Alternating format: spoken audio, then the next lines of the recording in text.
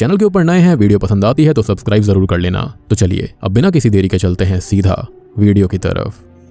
तो मूवी की शुरुआत में हमको बताया जाता है कि इस पूरे अनंत ब्रह्मांड में कई सारे सेक्रेड स्क्रिप्चर्स हैं, जैसे कि वेद, उपनिषद और हिस्टोरिकल लिटरेचर्स। आगे हमें बताया जाता है कि जो प्रहलाद के पिता यानी कि हिरण्यकशिपु थे वो एक असुर थे, जिसका वध करने के लिए भगवान विष्णु ने नरसिंह अवतार लिया था और इसी अवतार में उन्होंने हिरण्यकशिपु का वध किया। लेकिन इसके बाद भगवान नरसिंह बिल्कुल बेकाबू हो गए थे, उन्हें कोई भी भगवान काबू नहीं कर पा रहा था। अब देखो यहाँ से जो कहानी है वो हर जगह पर अलग अलग है और इस जगह पर इस मूवी के अंदर जो पर्टिकुलर वर्जन बताया गया है वो तमिलनाडु से रिलेटेड है। तो उस पल में ब्रह्मा जी ने और देवताओं ने भगवान शिव से मदद मांगने की कोशिश करी, जिसके बाद भगवान नरसिंह को रोकने के लिए भगवान शिव ने काल भैरव को भेजा, लेकिन इसके अंदर वो असफल रहे। जिसके बाद भगवान शिव ने सरभा अवतार लिया था, जो कि हाफ बर्ड और हाफ लायन था और उसके अंदर काफी सारे उनके पैर भी थे। लेकिन इसको देखकर भगवान विष्णु और भी ज्यादा क्रोधित हो गए थे, जिसके बाद उन्होंने गंदा बेरुंडा अवतार लिया। उन दोनों के बीच काफी युद्ध चला था, काफी दिनों तक, स्पेशली 18 दिन तक, जिसकी वजह से तीनों लोगों में हाहाकार मच गया था, डर का माहौल छा गया था। अब ये सब होने के बाद बीच में आ जाती हैं प्रत्यंगिरा माता, जो कि काफी ताकतवर थी, जो कि नरसिंह भगवान को शांत कर देती हैं और माता प्रत्यंगिरा अवतार काफी शक्तिशाली होता है। माता किसी भी इविल फोर्स को डिस्ट्रॉय कर सकती हैं और उसके बाद से ही माता प्रत्यंगिरा को पूजा जाता है। अब इसके बाद हमें 1922 यानी कि 1922 का सीन दिखाया जाता है, जहां पर हम कालिंगा नाम के गांव के अंदर रुद्र नाम के व्यक्ति और उसकी वाइफ मल्ली को देखते हैं। मल्ली को असल में कम सुनाई दिया करता था। अब वो रुद्रा को खाना परोसती है, जिस बीच मल्ली को कुछ आवाज आती है जैसे कि उसे कोई बुला रहा हो, इसलिए वो उठकर जंगल की तरफ जाती है। उसके जाने के बाद रुद्रा भी उसके पीछे जाता है। वो ये सोचता है कि उसे तो कोई आवाज नहीं आई, लेकिन उसकी बीवी जो कि कम सुनती है उसे कैसे आवाज आ गई। रुद्रा अब उसे जंगल के अंदर ढूंढने लगता है और वो उसे मिल भी जाती है, लेकिन शॉकिंगली वो उसे देखकर डर जाता है। उसकी सांसें रुक जाती हैं क्योंकि वो अपना खुद का हाथ काट कर खा रही थी। ये देखकर रुद्रा डरकर वहां से भाग जाता है। तभी हम साइकिल पर एक शख्स को देखते हैं जिसे भी सेम ही आवाज आई थी। यहाँ वो व्यक्ति आगे जाकर एक पेड़ से अपना सर फोड़ लेता है। अब अगले दिन एक नाई एक आदमी के बालों को काटने वाला था, लेकिन उसका उस्तरा उसको नहीं मिलता। वो देखता है कि वो एक लड़की के पास होता है जो कि अपना खुद का ही कान काट कर खा रही थी। ये सब देखकर अगले दिन सभी गाँव वाले डर के मारे राजा के पास जाते हैं। अब राजा उनकी बात सुनकर चिंताजनक हो जाता है और वो गांव वालों से कहता है कि वो इस चीज का हल निकालेगा। जिसके बाद राजा अपनी बूढ़ी दादी के पास जाता है, जो कि काफी बूढ़ी और नॉलेजेबल थी। वो उससे इस बारे में पूछता है और तब जाकर उसकी दादी उसके कान में कुछ खुसफुसाती है और एक संदूक की तरफ इशारा करती है। संदूक के अंदर से राजा को एक बक्सा मिलता है, जिसको लेकर वो जंगल की तरफ बढ़ रहा था। उसे ये चीज किसी भी तरह से खत्म करनी थी, चाहे उसे उसकी परिवार को भी क्यों न छोड़ना पड़े।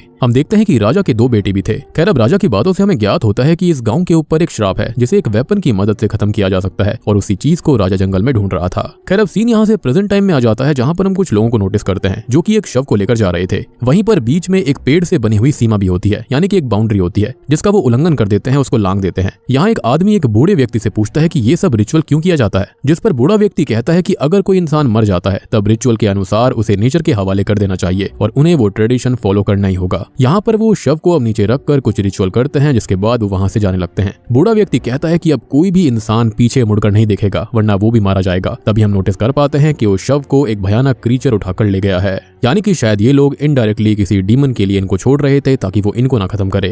अब यहाँ से सीन चेंज होता है, जहाँ पर हम कई सारे मूवी के मेन कैरेक्टर्स को देख पाते हैं, जिसमें से लिंगा जो कि इस मूवी का मेन प्रोटैगनिस्ट है। अब इसके बाद हम लैंडलॉर्ड पटेल और उसके छोटे भाई बाली को देख पाते हैं। ये दोनों ही बहुत बुरे हैं। वो औरतों पर गंदी नजर रखते हैं और उनके साथ बुरा करते हैं। अब ऐसे ही एक व्यक्ति वहाँ पर पटेल से जमीन वापस लेने आता है, जिसे पटेल जमीन ना देने की बात करता है, लेकिन वो आदमी उसके आगे गिड़गिड़ाने लगता है कि उसके पास कुछ नहीं है, लेकिन बाली उसे तलवार से काटकर मार डालता है। पटेल अब उस आदमी की बॉडी को गाँव की ही सीमा बाहर फिकवा देने की बात करता है और ये वही विलेज बॉर्डर था जिसे हमने पहले रिचुअल के अंदर भी देखा था। खैर अब गांव के एक आदमी को दिखाया जाता है जो कि ससुराल से अपने घर जाने वाला था और तब उसका ससुर उसे जाने से मना करता है, क्योंकि शाम को विलेज में एक रिचुअल होने वाला था और ये रिचुअल करने का सबसे बड़ा कारण था, इस रिचुअल से इविल पावर्स विलेज से दूर रहेंगी। रात में ये रिचुअल होता है और अगले दिन हम लिंगा को देख पाते हैं, जो कि अपने दोस्त के साथ कहीं जा रहा था। यहाँ पर उसके दोस्त के पिताजी जो थे वो लिंगा से काफी अच्छी तरह व्यवहार किया करते और ऐसा इसलिए था क्योंकि लिंगा का इस दुनिया में कोई भी नहीं था। जिसके बाद वो दोनों एक जगह पर जाकर रुक जाते हैं। दरअसल लिंगा एक गाँव की लड़की को पसंद करता था और इस लड़की का नाम पड़ू होता है। पड़ू रोज यहाँ से पानी लेकर जाती थी, लेकिन आज लिंगा ने डिसाइड कर लिया था कि वो उससे पूछ कर रहेगा। लिंगा और पड़ू एक दूसरे को बचपन से जानते थे,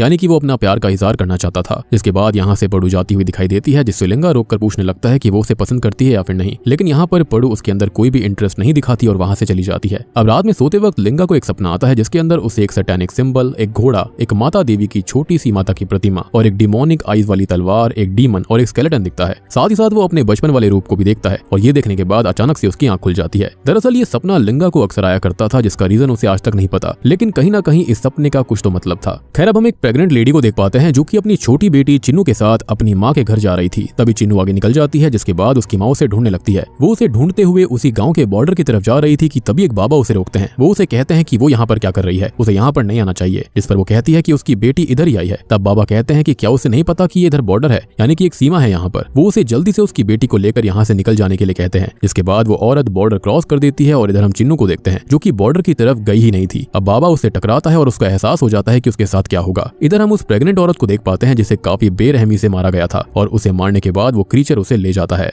अब हम बाली और उसके साथियों को देखते हैं जो कि एक छोटी लड़की और उसके दादाजी को रास्ते से जाता हुआ देखता है। वो उस लड़की को देखकर उसे अपने साथियों से पकड़ने के लिए कहता है और वो लोग ठीक ऐसा ही करने लगते हैं। लेकिन तभी वहां पर पड़ू आकर बाली पर एक नुकीला हथियार तान देती है और उसे उस लड़की को छोड़ने के लिए कहती है। यहाँ पर बाली उस लड़की को छोड़ देने के लिए बोलता है, लेकिन इन सब से बाली का ईगो काफी हर्ट हो गया था, इसलिए रात को वो पड़ू के घर के बाहर से उसे उठा लेता है और उसके साथ जबरदस्ती करने लगता है। लेकिन इसी बीच लिंगा वहां से गुजर रहा था और वो बाली को रोकने लगता है। जिसके बाद बाली अपने आदमी उसके पास भेजता है, लेकिन लिंगा सबको एक एक करके मारता है। जिसके बाद वो पड़ू को उनसे बचा लेता है और यहीं से इनकी लव स्टोरी शुरू हो जाती है। वो दोनों अब काफी सारा समय एक साथ बिताते हैं और काफी एंजॉय करते हैं। जिसके बाद हम एक साध्वी तांत्रिक को देख पाते हैं जिसके पास एक औरत को लाया जाता है जो कि पॉजेस्ड हालत में थी। यहाँ पर वो तांत्रिक एक रिचुअल करती है और उस लड़की को ठीक कर देती है। अब हम लिंगा के दोस्त मूर्ति को देखते हैं जिसके पास बाली आता है और वो मूर्ति से कहता है कि जब भी लिंगा उसके हाथ में आएगा वो उसे बेरहमी से खत्म कर देगा। जिसके बाद हम लिंगा और मूर्ति को पड़ू के पिता से उनकी शादी की बात करने जाते हुए देखते हैं। पड़ू के पिता ये कह देते हैं कि उसकी बेटी की शादी हर हालत में वो उससे नहीं करवाएगा, क्योंकि उसका एक ही रीजन था कि लिंगा एक नशेड़ी इंसान था। वो लिखकर पीने के अलावा कुछ नहीं करता था, यानी कि शराबी था वो। तब लिंगा उसे ये कहता है कि वो काम भी करेगा और शराब भी छोड़ देगा। तब पड़ू के पिता उसे ये कहते हैं कि वो उसी इंसान से उसकी बेटी की शादी करवाएगा जिसके पास जमीन होगी। ये सुनकर वो कहता है कि उनके पास 2 एकड़ जमीन ऑलरेडी है, लेकिन पड़ू के पिता कहते हैं कि वो जमीन तो पटेल के पास गिरवी रखी हुई है। और उसकी बातें सुनकर लिंगा कहता है कि वो जमीन को कल वहां से ले आएगा। अब अगले दिन लिंगा अपनी जमीन के कागज लेने के लिए पटेल के पास जाता है, जहाँ पर बाली भी बैठा हुआ था और बाली से तो उसकी ऑलरेडी नहीं बनती थी। जमीन के पेपर मांगने पर पटेल कहता है कि ये बात तो 53 साल पुरानी है, जब उसके ग्रैंडफादर ने जमीन को यहाँ पर प्लेज किया था। अब तो ना उसके ग्रैंडफादर है और ना ही उसके पिता जिंदा है, और अगर उसको जमीन चाहिए तो उसे 10 साल का इंटरेस्ट भरना होगा, जिसके बाद ही वो उसे कागज दे पाएगा। लेकिन लिंगा ये कहता है कि उसके ग्रैंडफादर और फादर सालों से इंटरेस्ट भरते हुए आ रहे थे और लिंगा खुद भी इंटरेस्ट भर रहा है और इसके हिसाब से उसे पेपर्स अभी मिल जाने चाहिए। अब उसकी बातें सुनकर बाली उससे लड़ने लगता है कि तभी पटेल उन्हें शांत करता है। पटेल लिंगा से कहता है कि वो उसे 2 एकड़ जमीन के बदले 4 एकड़ जमीन देगा। ये सुनकर वो काफी खुश हो जाता है। तब पटेल उन पेपर्स को मंगवा कर उन पर साइन करता है, जिसे लेकर लिंगा वहां से चला जाता है। उसके जाने के बाद बाली पटेल से ऐसा करने पर गुस्सा करता है और तब पटेल ये बताता है कि जो जमीन उसने दी है वो दरअसल शापित है, अगर वो वहां पर जाएगा तो मारा जाएगा, जिससे कि उसका बदला भी पूरा हो जाएगा। और ये सुनकर बाली हंसने लगता है, यानी कि एक तीर से 2 निशाने लगा दिए थे। जिसके बाद हम एक लेबर को देख पाते हैं जो कि उसी जमीन पर था। तभी उसे वो क्रीचर मार देता है और वो उसका गला काट देता है और उसे खाने लगता है। यहाँ पर हम उस क्रीचर को ठीक से देख पाते हैं जो कि बहुत ही डरावना था। अब एक फ्लैशबैक के दौरान हमें लिंगा का बचपन दिखाया जाता है, जहाँ पर वो और उसके दादाजी जंगल के उसी खतरनाक इलाके से होते हुए जा रहे थे। अब उसके दादाजी उसे एक कहानी सुनाते हैं जो कि एक राजा की थी। वो राजा काफी ब्रूटल था और इसके चलते कई सारे किंगडम्स खत्म हो चुके थे और इसी में से एक था कलिंगा एम्पायर। कलिंगा एम्पायर के अंदर एक खजाना था जो कि इसी जंगल में छुपाया गया था। लेकिन तभी होता यह है कि इनकी बातों के ही बीच में लिंगा के दादाजी को कोई खत्म कर देता है और वो उनको ढूंढता रह जाता है। खैर तभी सीन प्रेजेंट में आता है जहाँ पर लिंगा ये सब असल में अपने सपने में देख रहा था। वो काफी परेशान था कि आखिर ये चीजें उसके बार बार सपने में क्यों आती हैं। अब अगले सीन में लिंगा की शादी होने लगती है क्योंकि अब पेपर्स उसके पास थे। अब शादी के बाद वो ये सोचता है कि आखिर पटेल ने उसे 2 एकड़ की जगह 4 एकड़ जमीन क्यों दी है, कहीं यहाँ पर कुछ गड़बड़ तो नहीं है। और इसलिए वो अपने दोस्त मूर्ति से कल उसके साथ उस जमीन को मापने के लिए चलने के लिए कहता है। अब दूसरी तरफ लिंगा की बीवी पड़ू मंदिर से बाहर आ रही थी कि तभी उसे वही साध्वी मिलती है, यानी कि वही तांत्रिक, जो कि कहती है कि उसके हस्बैंड के ऊपर मौत मंडरा रही है। उसकी बातें सुनकर पड़ू वहां से चली जाती है। अब रात को लिंगा पड़ू के पास आकर उसे बताता है कि कल वो उस जंगल में जाएगा और उसकी जमीन को मापेगा। लेकिन यहाँ पर पड़ू उसे मना करती है क्योंकि उसने साध्वी की बातों को सीरियसली ले लिया था। लेकिन लिंगा कहता है कि उसे कुछ नहीं होगा और अगले दिन वो और मूर्ति उस जंगल में चले जाते हैं, जहाँ पर वो बॉर्डर को क्रॉस करते हैं और आगे उन्हें ढेर सारे इंसानी कंकाल मिलते हैं। खैर वो लोग वहां पर 2-3 दिन रुकने वाले थे। उसका रीजन ये था कि वो पूरी जमीन नापने वाले थे। तभी घर पे पड़ू को लिंगा की चिंता होती है और उसे वो हेलुसिनेट करने लगती है। अगले दिन हम बाली को देख पाते हैं जो कि काफी फ्रस्ट्रेटेड हो चुका था क्योंकि उसे लिंगा की मौत की खबर अभी तक नहीं मिली थी। और ये चीज हैरान कर देने वाली बात थी क्योंकि लिंगा के अलावा वहां पर जो कोई भी गया था वो इंस्टेंटली मारा गया था। लेकिन लिंगा को यहाँ पर किसी ने कुछ भी नहीं किया। एंड आई फील कि ये लोग ऐसे ही जमीनों को दिया करते होंगे और ताकि वहां पर कोई भी जाए तो वो खत्म हो जाए और उस इंसान के प्रॉपर्टी के पेपर्स उसके पास ही रह जाएंगे। एनीवेज पटेल उसके भाई से ये कहता है कि वो चिंता ना करे, वो जरूर खत्म होगा। जो भी वहां गया है वो वापस कभी लौटकर आया ही नहीं है। अब रात में बाली पड़ू के पास आता है और उसको ये कहता है कि उसका पति अब नहीं लौटेगा, और ये सुनकर पड़ू और भी ज्यादा चिंतित हो जाती है। तभी सीन चेंज होता है और हम लिंगा को देख पाते हैं, जिसको पड़ू अपने साथ ले जाने के लिए आई थी। वो कहती है कि उन्हें यहाँ से जाना होगा। वो लिंगा का हाथ पकड़कर उसे ले जाने लगती है, लेकिन इसी बीच वो गायब हो गई थी, विच मीन्स कि लिंगा उसे हेलुसिनेट कर रहा था। इससे वो काफी परेशान हो जाता है। ऊपर से उसके कानों में पड़ू की आवाज गूंज रही थी। अब सुबह हम मूर्ति को देख पाते हैं, जिसकी आंखें खुलने पर वहां पर लिंगा था ही नहीं। इसके बाद वो उसे ढूंढने जाता है और हम तभी लिंगा को देखते हैं। साथ ही साथ एक फ्लैशबैक भी दिखाया जाता है, जहां पर उस दिन वाला सीन दिखाया जाता है जब लिंगा के दादाजी को उस क्रीचर ने खत्म कर दिया था। अब मरने से पहले उसके दादाजी के हाथों में एक संदूक था, और उस संदूक के बारे में उसके दादाजी ने यह बताया था कि इसमें उसके लिए काफी सारे जवाब हैं। लेकिन जब उसके दादाजी खत्म हुए थे तब वो संदूक भी इसी जंगल में कहीं खो गई थी। और यहाँ हमको पता चलता है कि लिंगा यहाँ पर असल में जमीन मापने नहीं आया था, बल्कि वो खासकर उसी संदूक को ढूंढने आया था। उसे ढूंढने पर वो संदूक मिल भी जाता है, क्योंकि उसके सपनों के जवाब उसी संदूक के अंदर थे। वो यहाँ पर कई बार उस संदूक को ढूंढने आया भी था, लेकिन उसे वो कभी नहीं मिली। लेकिन आज वो फाइनली उसे मिल चुकी थी। वो अब उस संदूक को खोलता है, जहां पर उसे उसके अंदर एक पुरानी किताब मिलती है, जिसके अंदर एक चाबी भी थी। वो उसे निकालकर पढ़ने लगता है। उसमें लिखा हुआ था कि करीबन 18वीं सेंचुरी में रुद्रगिरी किंगडम था, जो कि मचिराजू के जरिए रूल किया जाता था। उसने कभी भी अपने राज्य के लोगों के ऊपर ध्यान नहीं दिया था, ना ही वो उसके राज्य के लोगों को प्रोटेक्ट किया करता। उसके लालच और सिंहासन के लिए उसने कई राज्यों के ऊपर हमला किया। उसके अंदर का लालच दिन प्रतिदिन बढ़ता जा रहा था। अब उसकी नजर कलिंगा किंगडम पर पड़ जाती है, जो कि मीलों दूर था, और उस समय कलिंगा किंगडम को राणा सिंह के जरिए रूल किया जाता था। उसने कई बार कलिंगा को टेक ओवर करने की कोशिश करी थी, लेकिन इन कोशिशों के बीच उसकी मौत हो गई, जिसके बाद उसका सिंहासन उसके बेटे बेलुडू ने संभाला था। अब उसे किसी भी तरह से उसके पिता की अधूरी इच्छा पूरी करनी थी, इसलिए उसने उसके पिता के लिए कलिंगा पर हमला किया, लेकिन इसके बावजूद वो उसे हरा नहीं पाया। तब उसने एक ईविल कॉन्जरर यानी कि धारका की मदद ली, जिसने की एक ईविल डीमन को बनाया, जिसका नाम असुर दक्षी था। उसके जरिए उसने कलिंगा राज्य को जीत ही लिया। ऑब्वियस सी बात है, ईविल शक्ति कैसे वो हरा पाते। जिसके बाद वो वहां का सारा खजाना और वहां की डियटी यानी कि गॉडेस की प्रतिमा को अपने किंगडम में ले आया था, और वो डियटी कोई और नहीं बल्कि शुरुआत वाली प्रत्यंगिरा माता थी।